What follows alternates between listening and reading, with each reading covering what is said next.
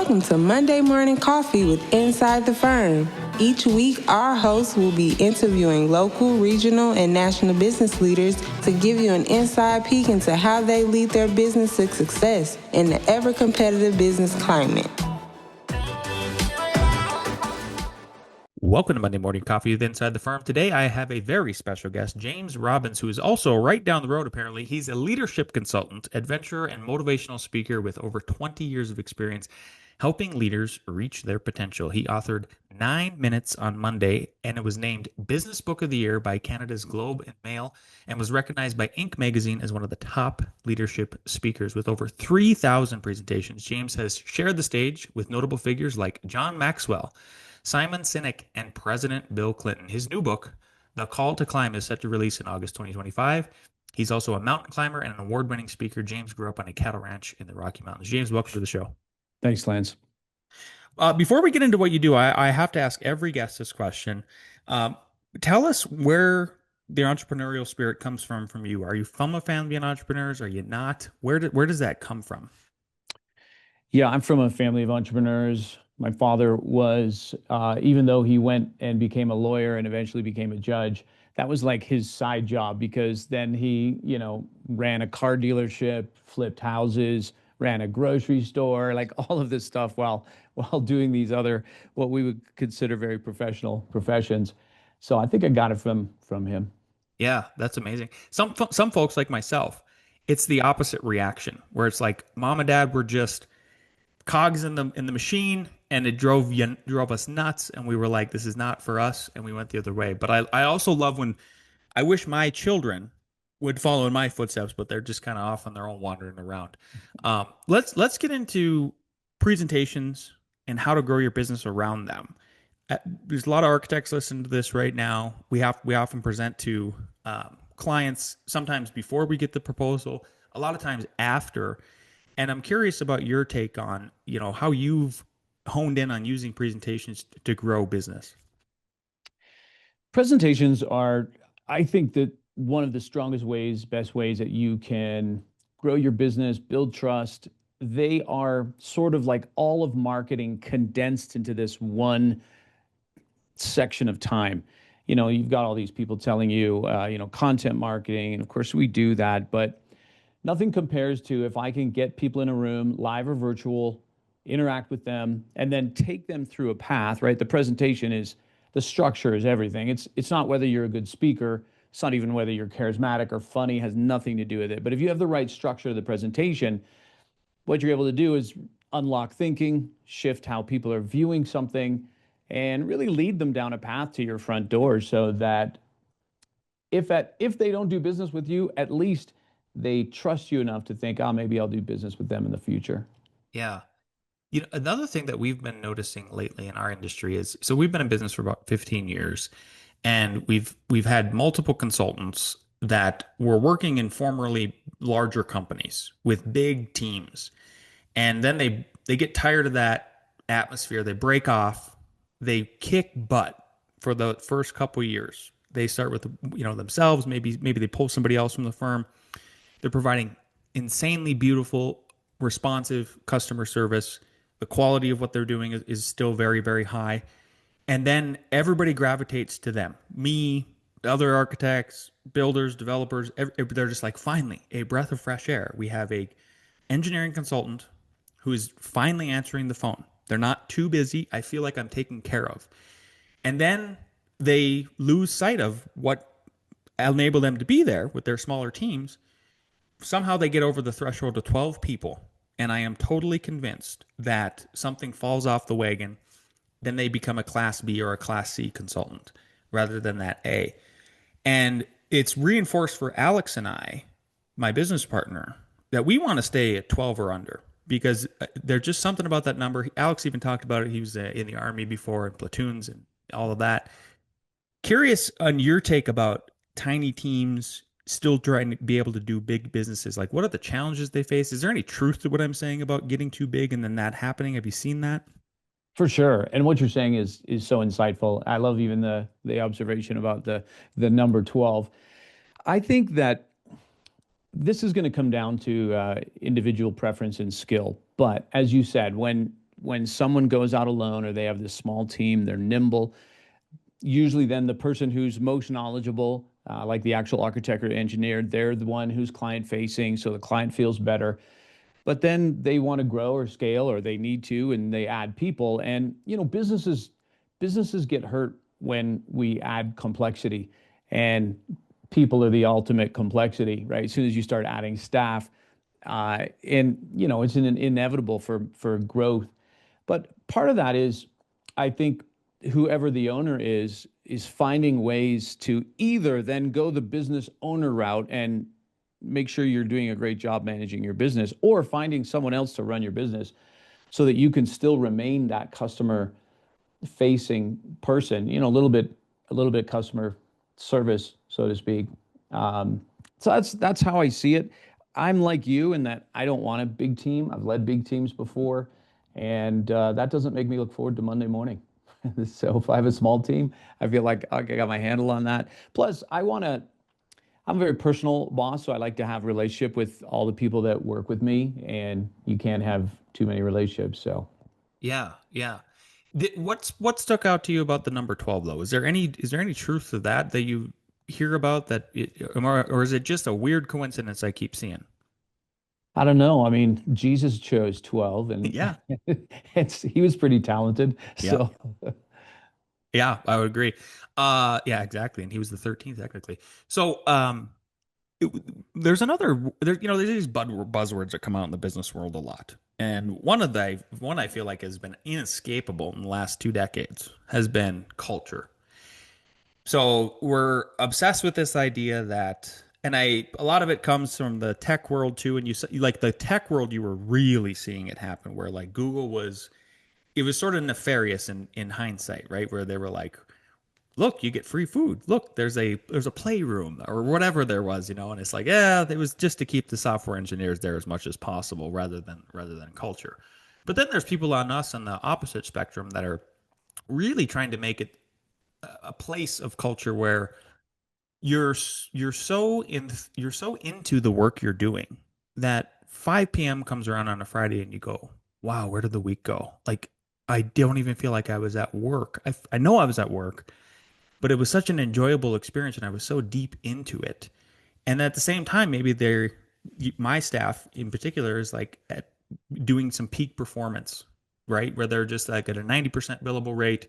We're cranking stuff out. We're getting all those 5-star reviews on Google. The engines are turning really well.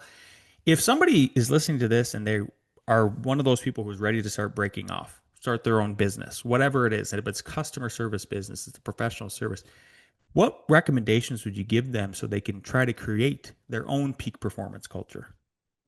yeah, this is a great topic, and one that's so important. So whenever we go into a company, whether it's small or large, could be 4,000 employees, culture is something that we're going to focus on. But if you want to simplify it down, you're looking for what kind of environment sets people up to tap into an intrinsic source of motivation, right? That's what we're after. We want people to tap into an intrinsic source because that's when they're most creative. That's when they push past obstacles. That's when they'll work longer without, giving up and coming to ask you for help. And what we want to do is it's built on a couple foundations. Number one is almost like another buzzword, but the idea of psychological safety is that we want cultures where people feel like they are not under threat when they go to work, right? So that I go in there, I got to put my armor on because I don't want to make a mistake or look bad. So when we can create that culture of psychological safety, safe to be myself, safe to learn, right? Safe to fail, safe to challenge, which is sort of the highest level, right? Safe to challenge. I can push back even at my boss and question them. When you can have that sort of environment, what it does is just it sets people more at ease, and then that's when they're able to focus that energy to whatever the task is in front of them. So that's one big piece, psychological safety. But the second piece of that is how do we get people intrinsically invested in their work? Well, we want to give them autonomy. That's going to be one. We want to give them something that they can make progress on. So you think about the need, like we all fundamentally have a need for progress. And if a lot of people, they might look at, let's say you have a receptionist at the front door. Well, he or she, is there anything they can make progress on? Or are they just doing the tasks of the job, right? If you really want them engaged, they've got to make progress on something, some goal, some mission, some OKR. And the other piece to that is, do they have a chance to grow, right? So are you able to help them on a learning path? You don't have to be the coach, but you're the catalyst so that everyone in your workplace, the mindset is we're all growing, right? Hey, here's what I'm doing to grow. Here's what I'm trying to do to get better. What are you trying to do to get better? Those are constant conversations. So if you take those three things together, psychological safety, right? A place of autonomy, a place where someone's making progress, and also a chance to be invested in so they're growing, you're going to have a winning culture. You don't need free pizza at that point. Yeah, there you go. I think you're this is like episode almost 700. And so out of like 300, 3 or 400 guests, you're the first one that's ever really answered that for me. Because it's this weird mystical thing that people keep throwing out with that buzzword. Another one that I wanted to get your take on was, and I've been trying to shift the narrative. I'm a small influencer, so who knows how much of effect I have. But I did have somebody repost and tag me on LinkedIn the other day in this regard, and it was, I'm kind of tired of hearing about work-life balance, because when I hear work-life balance as a visual architect person, a scale pops up into my head, and I go, oh, so I'm trading one thing for the other, and therefore that's the balance. Like I don't get to have, not sort of have it all, but at the same time I'm having to make a trade-off, and I that feels like a net negative to me. And so what I've been saying is, like, what about a work-life harmony? And especially if you're an entrepreneur and you can try to design your life around that, where it's a fluid motion throughout the day, business, personal, business, personal. Maybe some people can't handle that and they need the break. But what is, and then you're an avid hiker, you're out there doing, it seems like trying to stay fit and healthy and create this harmony. Is this something that you think we also should be striving for to influence with people, is moving in that direction instead of this balance? You know what? I think it goes back to, I saw one of your episodes called Entrepreneurship is Not for Everyone. And I agree with that because the conversation about balance when you're a business owner, you know, who's the authority on that? You get some person's built a, billion-dollar company, and then later they come back and say, oh, the advice I have is spend more time with your family. And you're like, yeah, but if you didn't spend more time, you wouldn't be where you were. Like, everyone's got to figure out for themselves what works, right? At the end of the day, your life has got to be consistent with your own values. And for some of us, I many times I've not been in balance. I guess if somebody came and looked at my life now, they would think, wow, I don't think you have balance. I work long days. But I love what I'm doing. Or they might think, why did you check your email on Saturday morning? Or I could even be on a hike somewhere and maybe check my phone. Some people might frown on that. I don't. It's just part of my life. So Yeah. more of what you're talking about, sort of a life, work-life harmony is that working for you?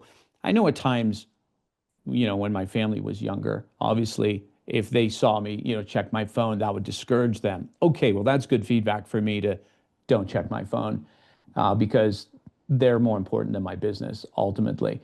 All right, so work-life balance, I think, has got to be predicated by getting really clear on what it is that you value, and are you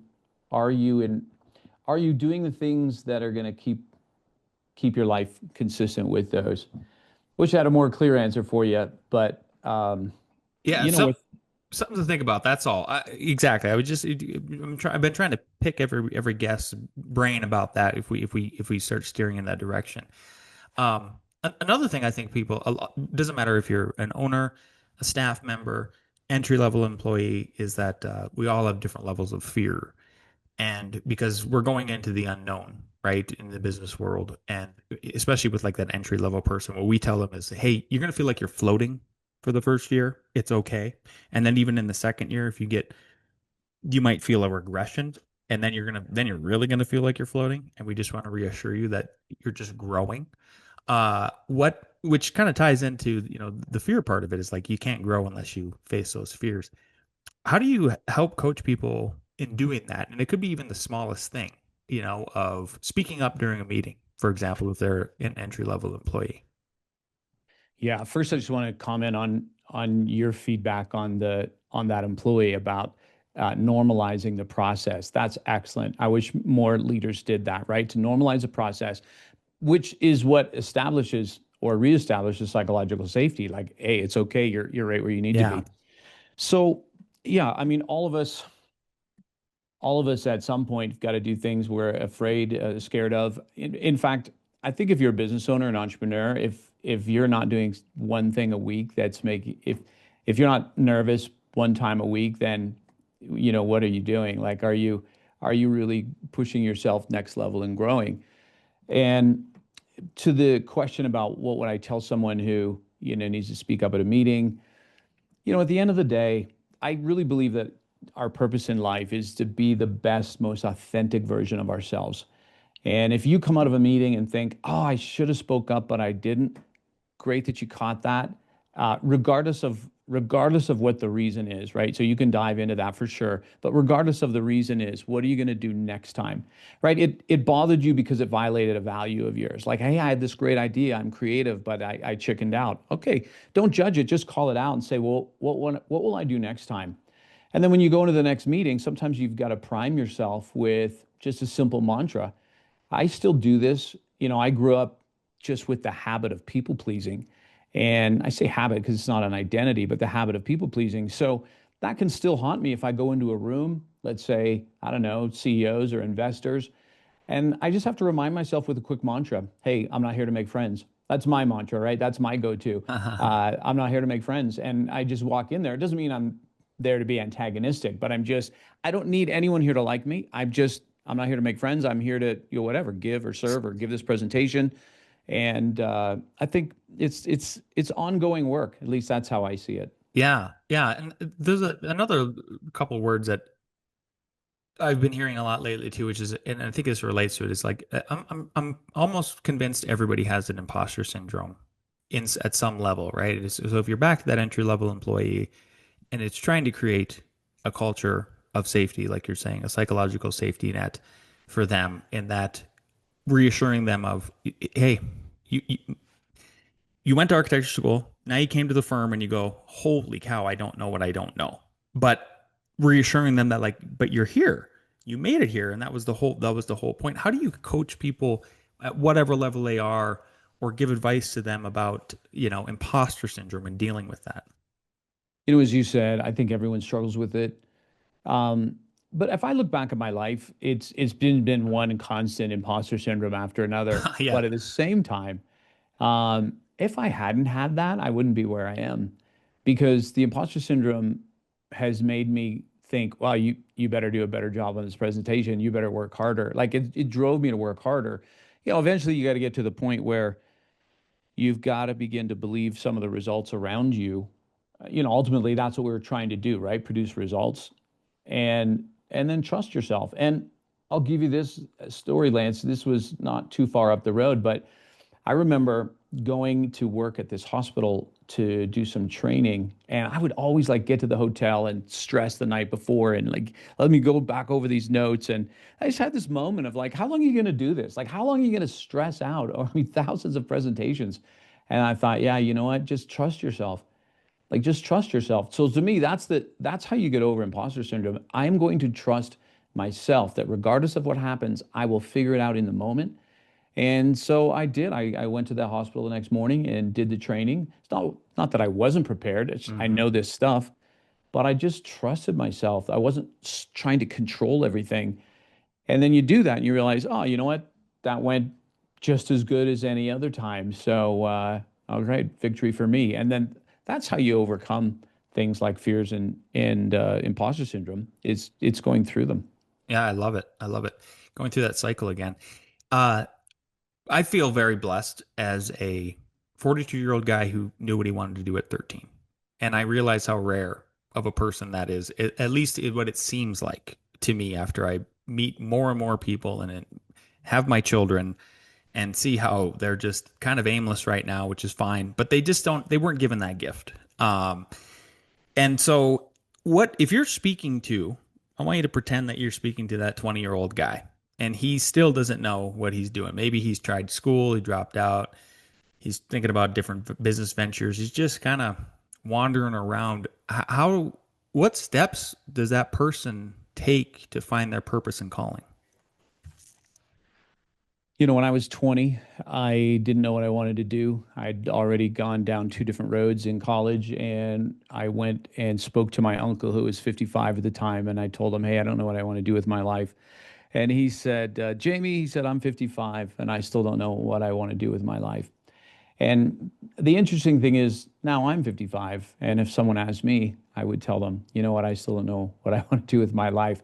So, what I would say to the 20-year-old is take some of the pressure off you. Like when I was 20 and didn't know, life was simpler then. There was like Mm-hmm. four roads you could go down. Now it's a lot more complex. So, it's definitely, I think it's definitely more of a challenge. But my advice would be go and try new things and experiment and experiment and experiment and don't get upset with yourself. I mean, social media doesn't help. You see other people Yeah. your age and maybe they've already bought their house or whatever and you feel like I'm so behind.